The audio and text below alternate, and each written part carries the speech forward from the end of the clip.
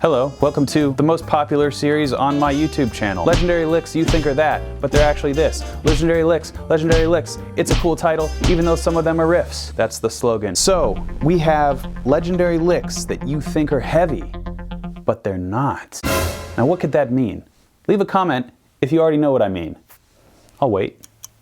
Okay, basically what I mean is legendary licks that come from songs in standard tuning, but maybe you think it's in a drop tuning. Guess what?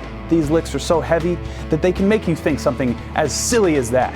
That's right, we are in standard tuning. And we are going to examine some of the heaviest licks coming from standard tuning. If you have suggestions for riffs that don't make it onto this list, then please leave them down below. And by the way, if you notice this strap, this is a Music Is Win strap. There's only 50 of these. There's a link down below if you'd like to buy one. Once they're gone, they're gone. Now on to legendary licks you think are heavy, but they're not. Starting with a song called 43% Burnt by Dillinger Escape Plan.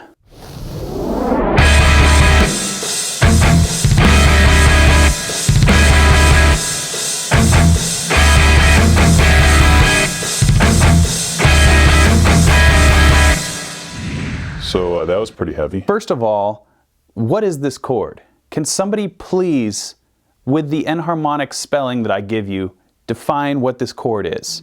We have a D, we have a G, this is a muted note, and then we have an E, a B, and then an E flat, or D sharp, however you want to look at it. And I listened to this song over and over again, and I am 98%, 43%, 98% sure this is what the chord is. What do you think? Sounds pretty close. Good enough for government work, as my father says. So, what makes this song heavy other than the fact that it is full of intervals that you would never put in a Justin Bieber song? We have not only this weird chord, but this, the heaviest chord in standard tuning. You ready for it? Here it is. That's it. Literally the lowest notes you can play in standard tuning. It's just an open E and an open A. Pair that with an absolutely insane time signature. Dillinger Escape Plan was sort of known for their weird time signatures. I actually heard a urban legend that they would just roll some dice, and whatever the dice came up as, that was going to be the time signature for whatever piece of music they were working on.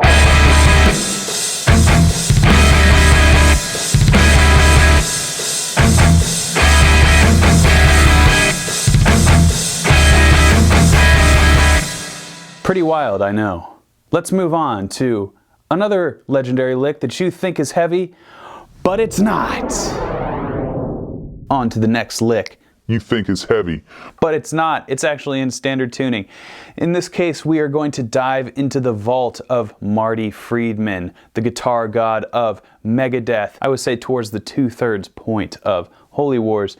I mash up two of the guitar solos, and the reason I think this is a heavy sounding song, maybe people would perceive this as a down-tuned song, is because of the phrasing and the way that the harmony moves. This is going to be a theme throughout this video, is harmony that happens around the 3rd, 2nd, and 1st frets.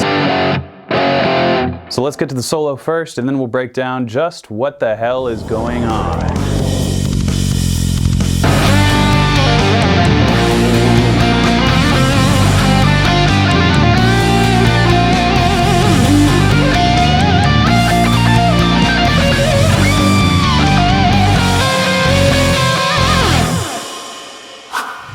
Did you notice the two solos mashed up a little bit together? Essentially, I took the second solo and used the beginning of that, and then I ended with phrases from the first solo in this particular section. So before we get to the licks, let me just emphasize the harmony that's making this seem a little heavier than it actually is.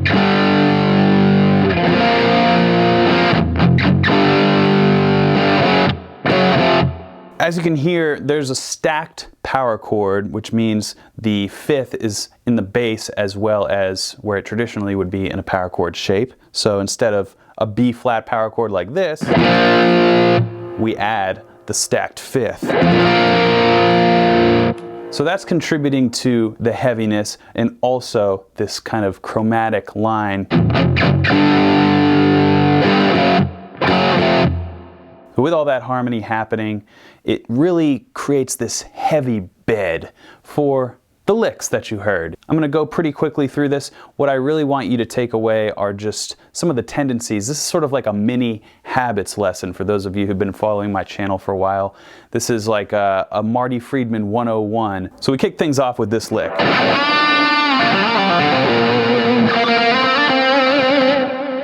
Immediately you can see the phrasing and the vibrato kind of in the forefront of this, because not only do we have just this typical Friedman bending, we also have this really cool phrasing.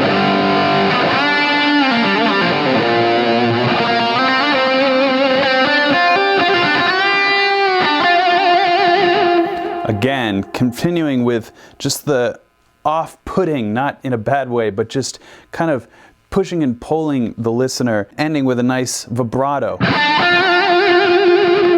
And this is really the staple of Friedman's playing, is he is able to kind of put some shreddiness into an otherwise very melodic statement. So if you wanted to break this first couple phrases down, he's really just going.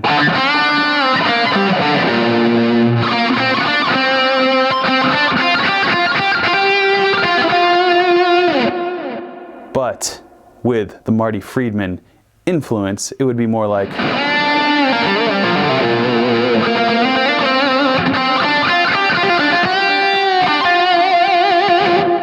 And as we move forward from there, we have something like this, and this is where it gets a little tricky. So that's an example of the phrasing being kind of difficult to match, because this bend happens as an anticipated 16th note instead of something like this. He goes, and that is just kind of throwing off. Again, it's just such a small difference in what most guitar players may have the tendency to do, but as a result, it completely, I think, makes the phrase a lot more cool sounding. And then of course there's this classic kind of arpeggiated extended pentatonic thing that Friedman likes to do all the time, which is something like this. And again, he's eliminating a couple notes that you may turn into like a scalar pattern, and just using only the most essential notes to construct a very memorable melodic phrase. And I think that is really what you should take from this type of thing. You can feel free to learn these different solos if you want to, note for note, but the real thing to remember is to sometimes take away notes that you may be playing and either replace them with rests or anticipations of other notes. And that's to basically give yourself a refresher. If you're ever feeling like your playing is stale, for example, it happens to all of us, you may employ some of these Marty Friedman habits and tendencies and just feel all of a sudden like there's a light shining upon you and your hands are imbued with more power than ever before. So, let's move on to another legendary lick that you think is heavy, but it's not. We come to a band that those of you who have asked will finally get your wish, because we are talking about Opeth. Opeth? Opeth? How do you say it? Now, I think this band is pretty notorious for actually just playing in standard tuning and yet having some of the heaviest songs. So I think they're a great fit for this particular video. And the song that I chose is called Bleak, and it is essentially the main kind of motif that I think is really cool to learn. Without further ado, Opeth.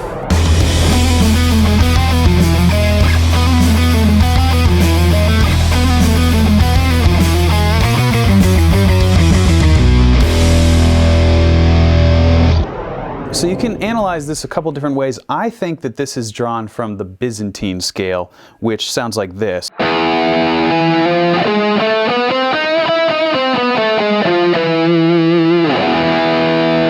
So with this, you can kind of break down and find each of those notes in these phrases. And there's that identifying major third in this otherwise kind of harmonic minor sounding scale.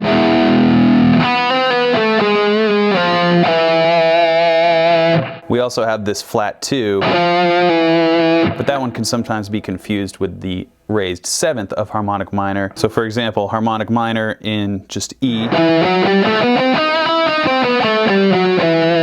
E Byzantine,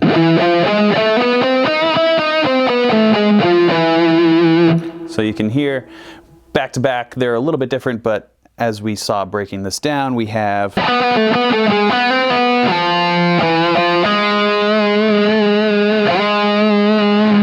so we're harping on that major third, and that is really nifty. And then coming back down to the ending phrase,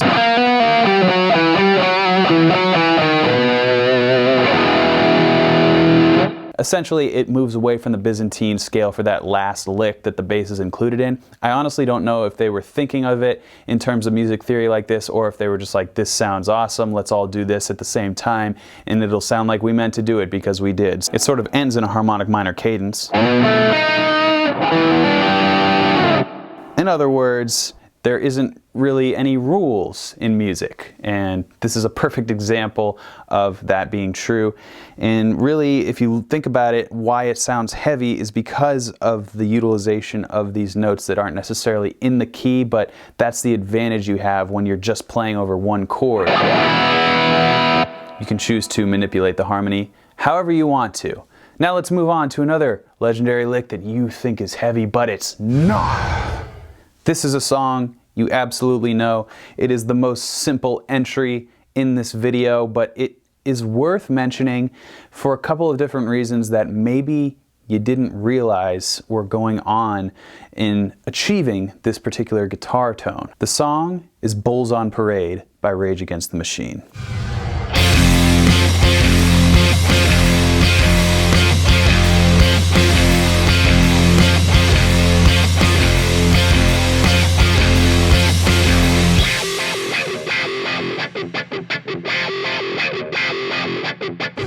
Okay, so undeniably, the guitar sound, it sounds like a freight train going down a tunnel full of T-Rexes that are fighting with gorillas. It is just amazing sounding, and there are a couple things contributing to this very simple octave riff here.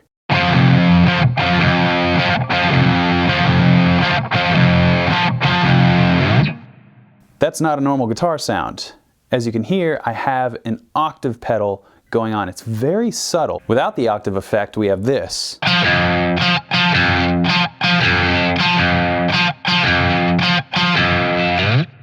But with the octave effect, we have this.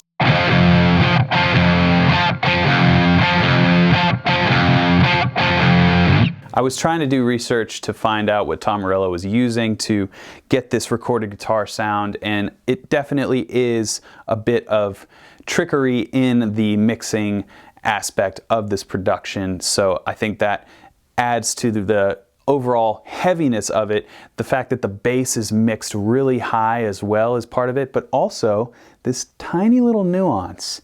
This is down-tuned. But the song is in F sharp in E flat standard tuning, so it's really an F as far as your ear is concerned, but you're playing it in the F sharp, the 2nd fret position, which Tom Morello claims is the heaviest of all keys. When you want to rock hard, children, lean on F sharp.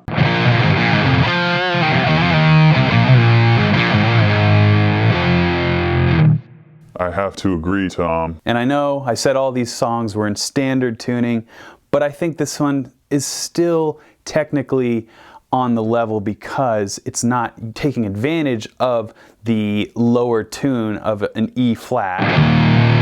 It's still among that environment of standard tuning, so it gets the pass. Now let's move on to another lick you think is heavy, but it's not.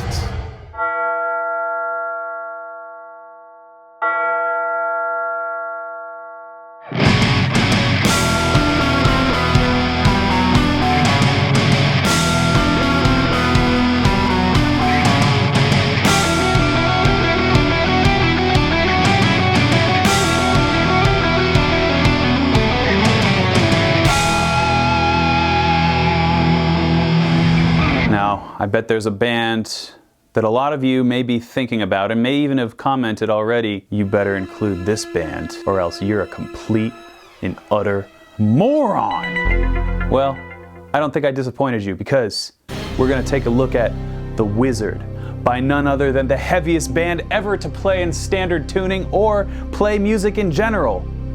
Black Sabbath.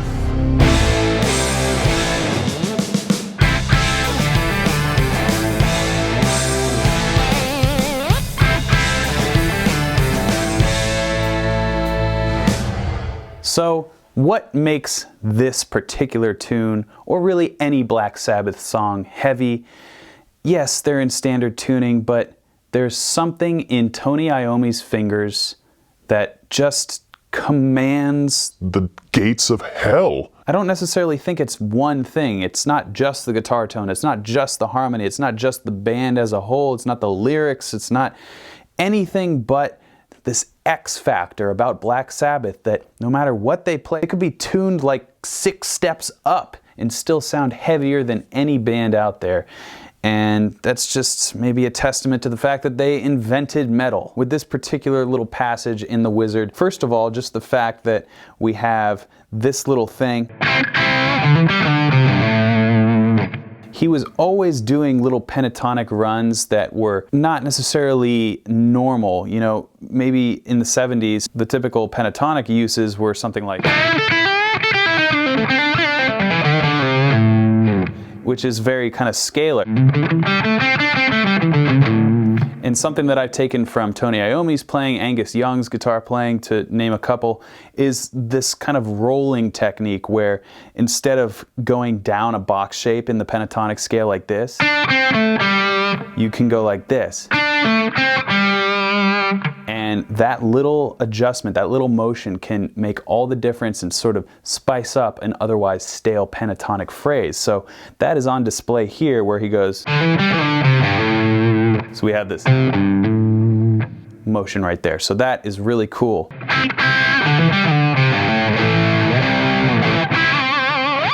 Just using one note to just accent, not being too busy with it, just catering to exactly what the song needs.